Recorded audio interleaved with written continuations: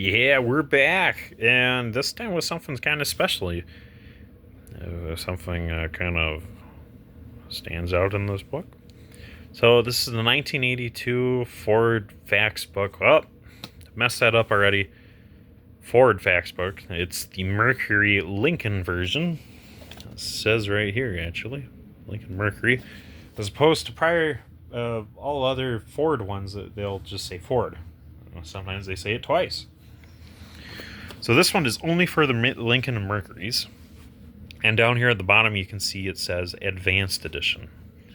It took me a while to decide between this version and the normal version. From what I can tell, they seem to be the same. This is only a 1-inch binder compared to my 1.5s, for the most part. I have a few others not near me. But this is one of the thinner ones, but that's mostly because there's less cars in the Mercury lineup, and there's less trim levels. These cars are usually slightly more loaded, so there's more standard equipment, less optional equipment, because there's more standard equipment.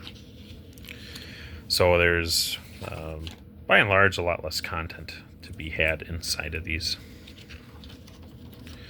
But, anyways, let's get into this. Just like all the other binders, they're all arranged quite uniformly, and how it always is right off the bat. They talk about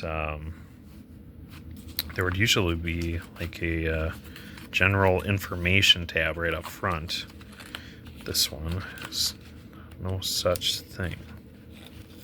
I'm not too concerned. But after you get through the general information, which primarily talks about just how to be using these books, what to do with them, where to find things, it gets into the cars themselves. So, in this one, for instance, being it's 1982, we have one for the Cougar, we have one for the Marquis. For some reason, this book is missing most of the Marquis section. That's fine. I'm not too worried about it. I'm not interested in it at all, actually. There's a section for the Cougar XR7, unique from the normal Cougar. Some pros would be able to tell me what the main difference is. I think it's actually a different body style. 1982, they have the Capri, which is a cool. But now's a good time to point out as far as I can tell, the only difference in the Advanced Edition is all these illustrations are actually in color, like full color. It's not amazing, but it is by no means bad. This looks great.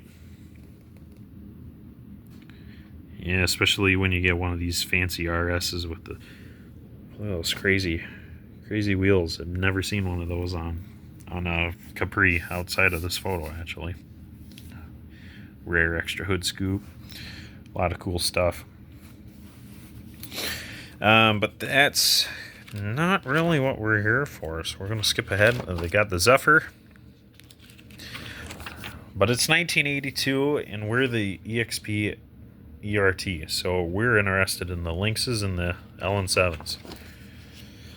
So, Lynx tab. Here's an index. We'll talk about all the cars.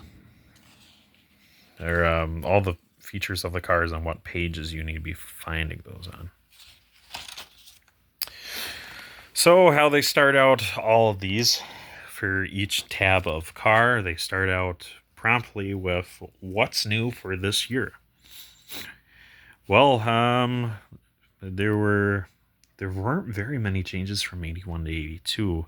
The biggest thing is that they had actually started putting blue ovals on the Escorts in the XPs. Because 82 was the year that Ford brought back the blue oval. Everything before then, it was simply text.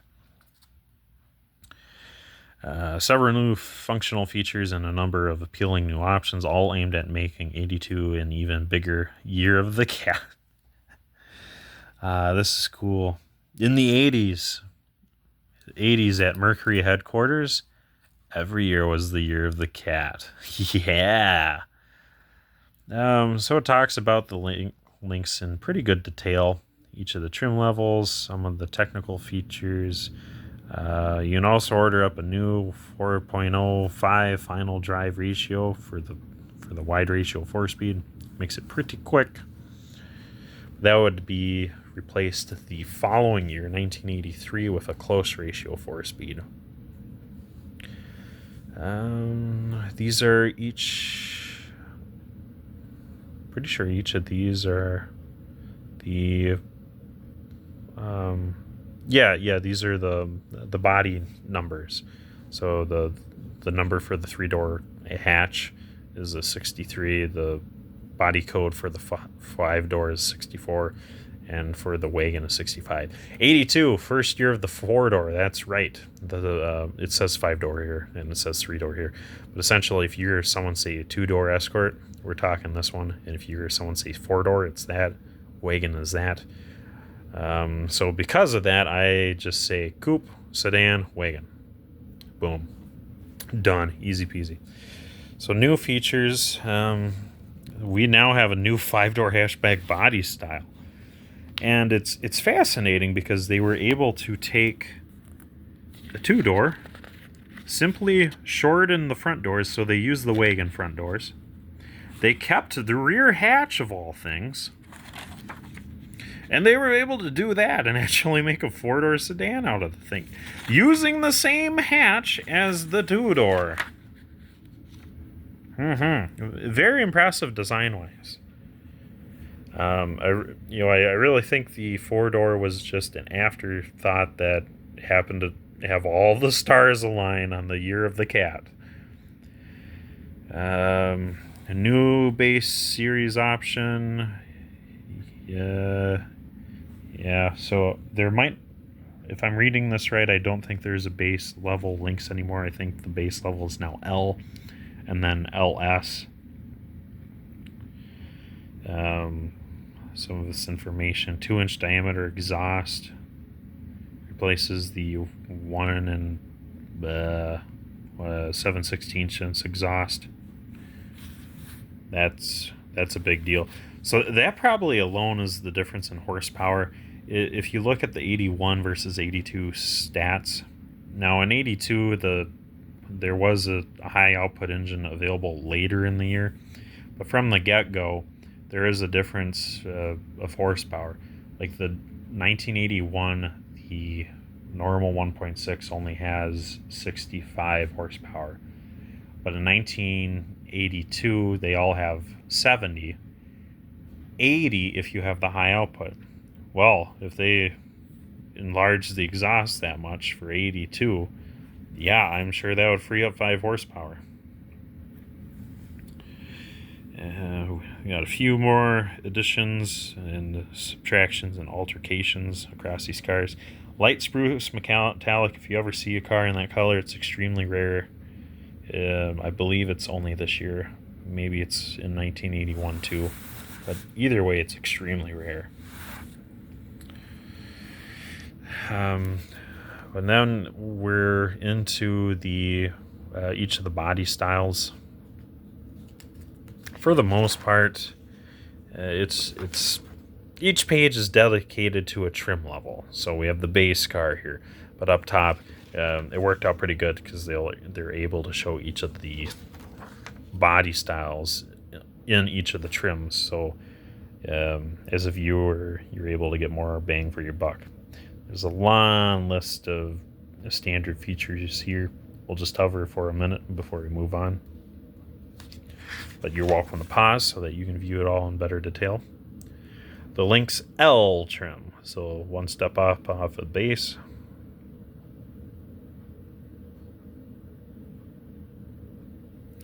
We have the GL, which is the next step above that. If I'm correct, I think this is the highest trim of car.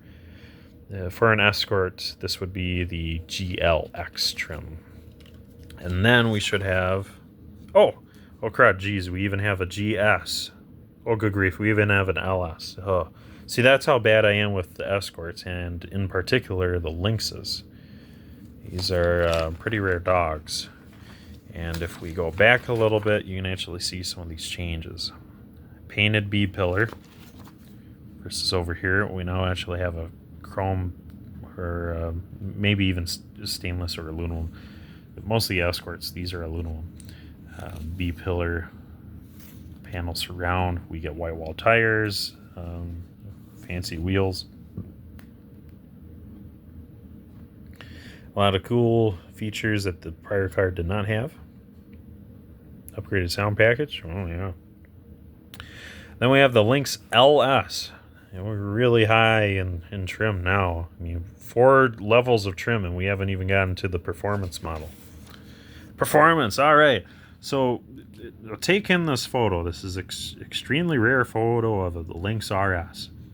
They didn't make very many of these across the 5 years they had them. 5 years!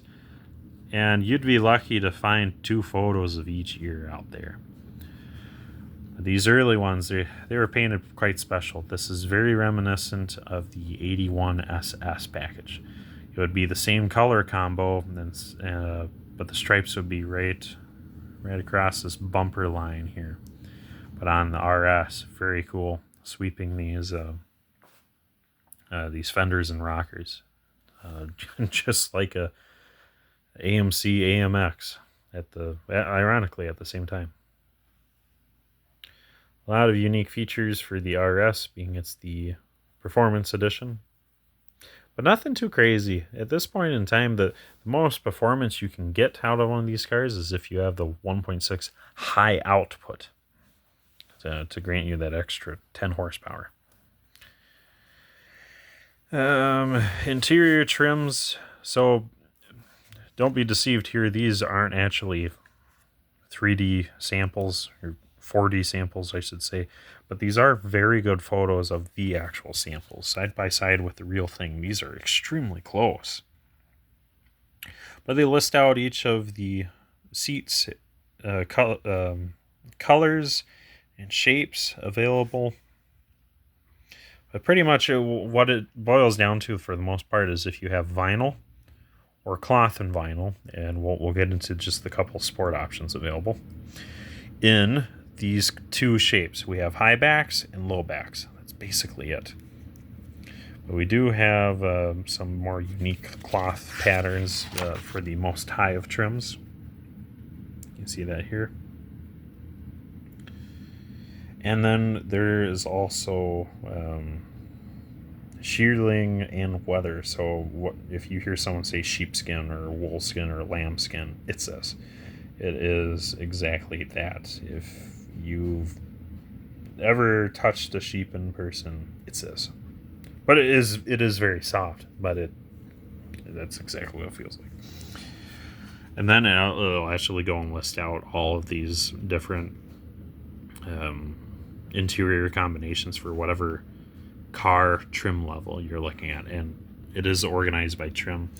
There isn't any kind of body style restriction, so anything you can get in the 2-door, you can get in the wagon, at least with the general interior color and style is involved. And there's more because, like I said, they list them out by trim or trim level.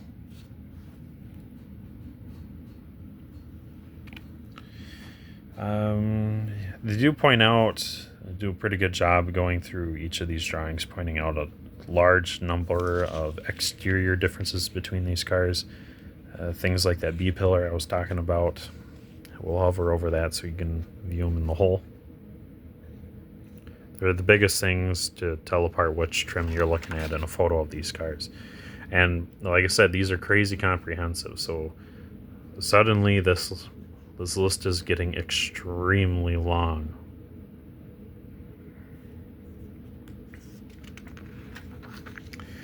But we're finally towards the end of the chapter. We got just a few more pages left before we go to the LN7.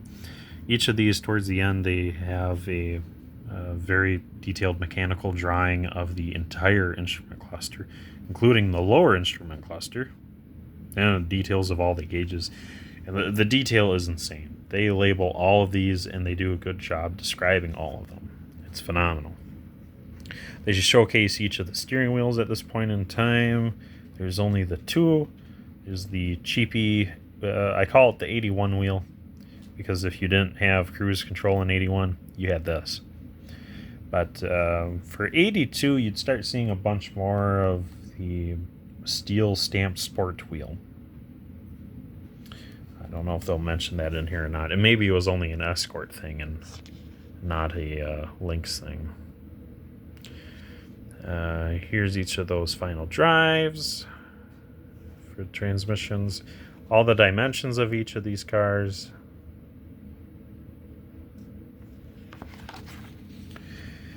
And, whew, good golly.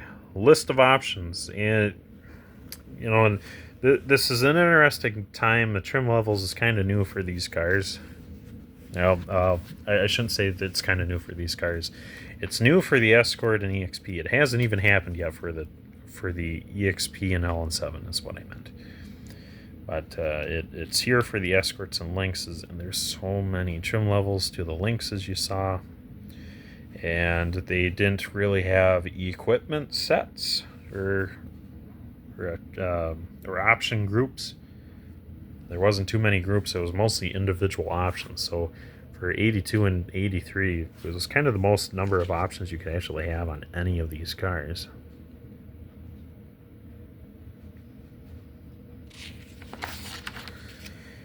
And it keeps going.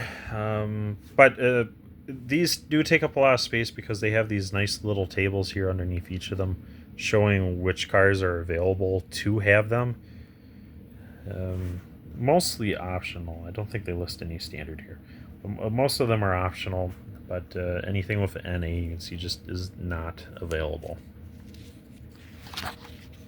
And then we get into the LN7. So that was it for the Lynx. We're now onto the bigger cat, not the Capri or Cougar kind of cat, but we are at the LN7 cat. Just like before, there's an index right before we get down to business. So we're talking about this new car, brand new car for Mercury at the time. Mercury LN7. There's a bunch of things to be had, and it talks about some of the special exterior appointments in comparison to the EXP, even though they don't say the EXP. I'm trying to keep Mercury as its own kind of deal, even though it's quite obvious that the Lynx is an Escort and this is a EXP. You might have fooled people with the Capri, but you weren't going to do that with these. They just share too much of the body, and they don't need to be different. They're a little different from afar, but in the interior is where most of these points count, and you'll see a lot of those features here.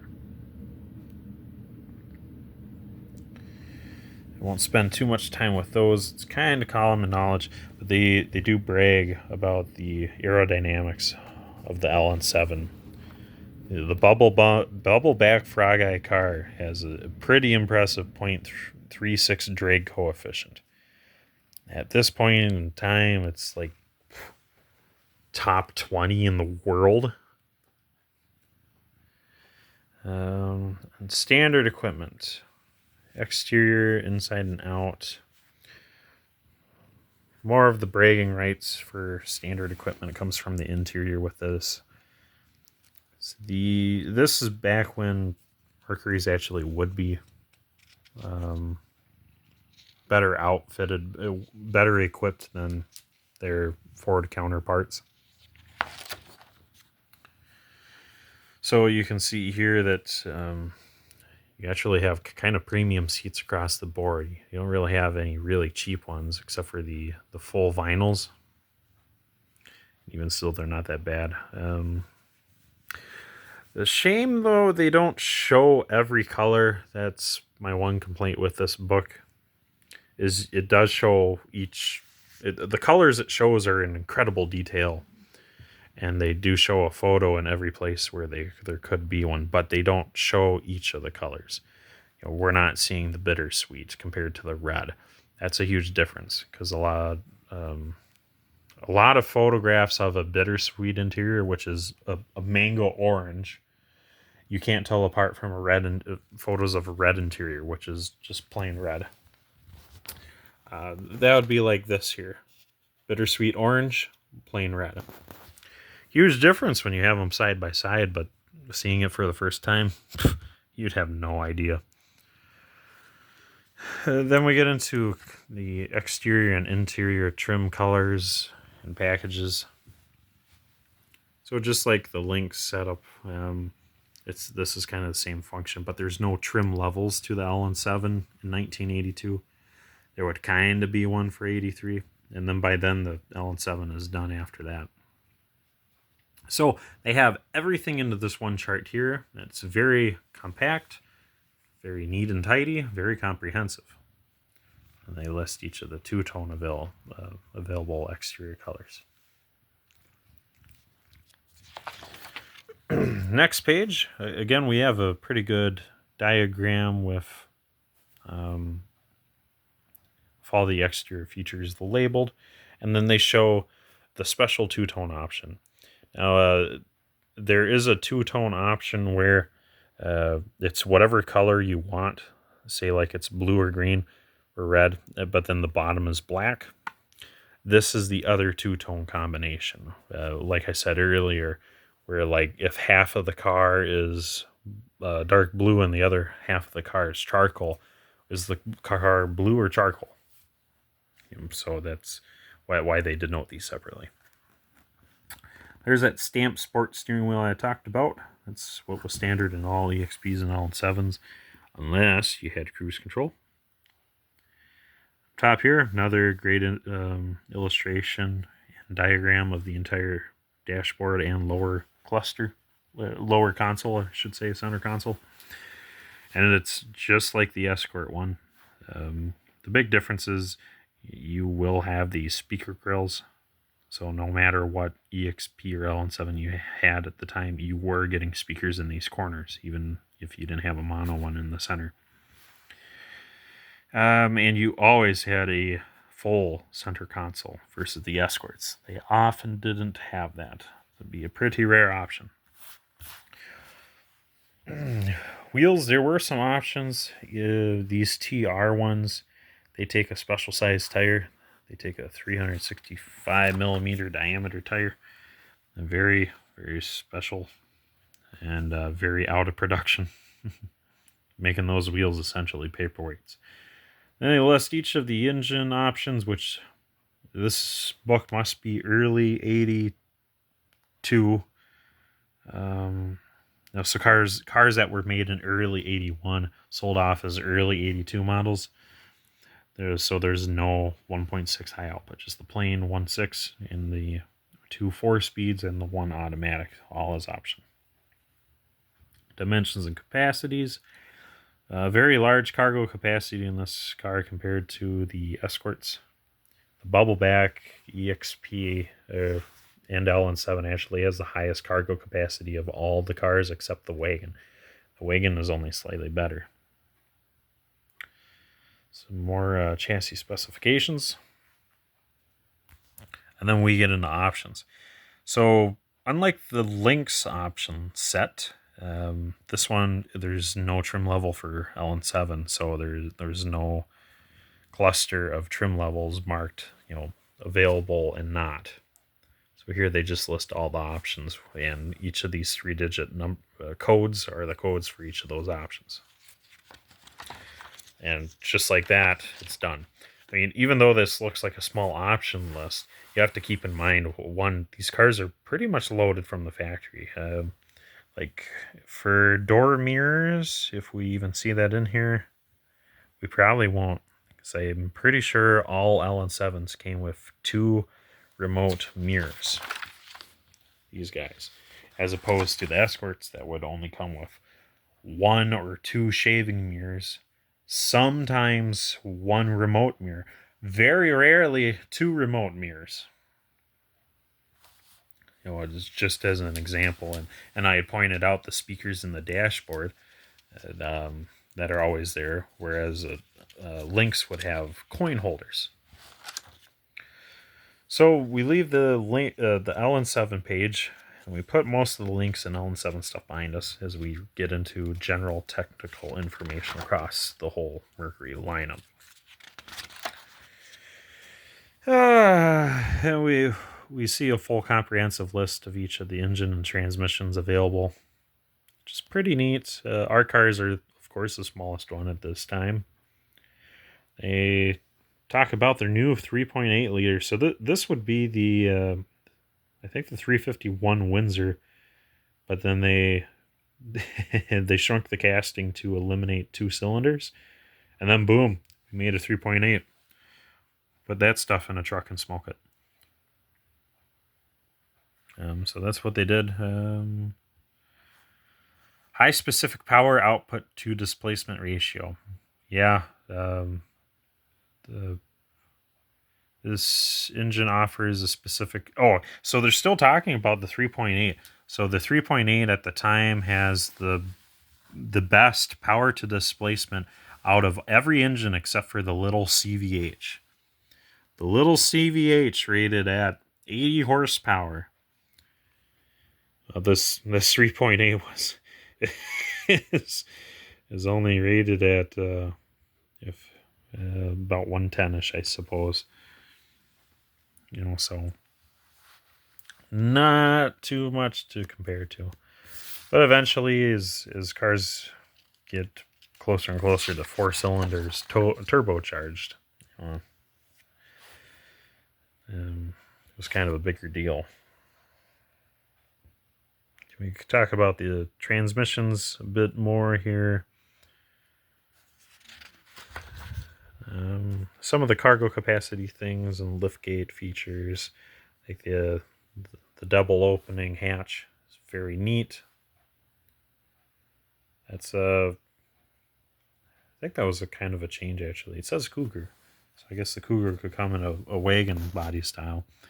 But, up until now, most of these, that lower portion would be flipped down, and the glass would actually go up with some of its pillars. So you'd have a two-piece thing where the glass would roll down into the lower door, but now it's just one giant hatch, just like our Escort wagons would be. Lynx and LN7 product refinement. Oh, what is this here? No all-new car can be expected to reach its ultimate level of refinement by the time the first one rolls off the line. Despite years of study, planning, and preparation that have preceded introduction, even if it could changing market demands and consumer desires over years would require product revisions and identify further refinements. The fact that the LN7 and Lynx are unqualified sales successes has not diminished the process, but rather has intensified it in order to preserve the selling momentum. Yes. The following short sampling of 82 Lynx and LN7 product improvements and refinements illustrate how a sales success can be made even better. 2 storage bins added to instrument panel on heater-only models for convenience and improved appearance. These would be those coin trays I talked about if you have a Lynx. Rear seat retractors designed to permit mounting below the seat cushion for improved appearance. Yes, so instead of you having a whip of seat belts sticking out of the rear bench in the middle, you would instead only have the latching portion. So if you're not using one of those seatbelt latches, you can push it into the cushion a little bit. It makes it kind of disappear. Longer seat track. Yes. That would probably be the LN7 seat track.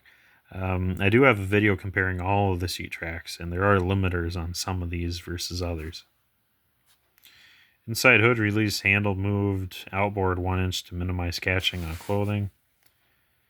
Yep, I know what they're talking about. I actually have 2 examples of this. I have the hood release handle that's very close to the plastics, and one that sticks out pretty far. Automatic belt tensioner adjustment recalibrated. When they changed the spring, and you're not even supposed to use the spring anyways. Automatic transmission recalibrated to provide earlier 1 and 2 and 2 and 3 shifts. Yeah. Well, it's hit and miss. I drove a 81 automatic Escort wagon throughout most of the winter. It would shift into second kind of late in the game. We'd be pushing red line and that it goes into second. Assuming you're trying to get up to speed in a casual rate. But then getting into third, that would happen way too soon. Way too soon. A few little adjustments. See belt bolsters and cushions moved outward. I believe that is true. Trailer towing, we'll be surprised if we see any information in here. I mean, it's Mercury and Lincoln. What the heck are you going to be towing with it? But they still got to list it. And none of them are our cars. How about now? Hey, here we go. Lynx and LN7, light duty. Yeah, I'd say so. Trailer weight of 700 pounds max with 100 on the tongue. Yeah. And that's pretty much everything they recommend to be towing with it, along with a buttload of disclaimers. Like some final drive ratios they recommend not towing with it at all. Makes sense. Some tall stuff. And then final roofs, which don't apply to any of our cars. And then we do get a shot at all the 82 paint colors. Yeah, so there's that exterior bittersweet, which is a orange and bright red. Big difference there. If that left one looks tangerine, it's because it is, and that bright red is just fire truck red. But down here we have bittersweet metallic. Sadly, these are not printed with any kind of metallic ink, so you'll never see that. But the color is actually quite representative of what you would see in real life. This is kind of like a burnt orange, so you can see plain as day it's a little darker than that tangerine. But that be the end of the whole booklet. So we'll close this. If I get a hold of a normal edition cheap, we'll have a kind of comparison or shootout. But I'm pretty confident it's just the colored photos and then like those colored paint samples. Things like that. I think the only difference is color versus not. So, yeah, if you have any questions or comments, do feel free to put those in the comment section, and I try to address those pretty promptly. In the meantime, keep an eye out for more of these. I'm going to be getting an 83 book at some point for sure, and I'm slowly getting some interior books. Oh, yes. Upholstery samples, as well as more Ford books. We're going to get a bunch of Ford books. The Mercury ones, aside from 82 and 83, where the LN7s are, I'm not too interested in these. But if I come across them cheap enough, well, I guess I could splurge a little bit for the Lynx crowd. Yeah. So, if you happen to have one of these and you want me to get a hold of it, say so. And we'll get on that pronto. Until then, we'll see you later.